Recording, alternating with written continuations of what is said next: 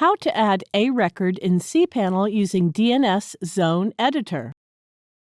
You can add a record using the cPanel's Zone Editor option. Log into your cPanel account and you will be on this page. Go to the Domains section and click the Zone Editor. To add a record for the domain example.com, click the +a record button in front of the domain name.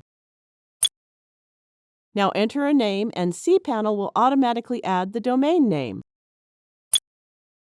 Enter the IP address of the server where you want to point the domain.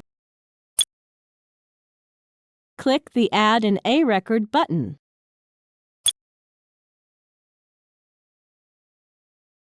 That's it. We have successfully added a record for the domain example.com. It may take up to 24 hours for the changes to take effect.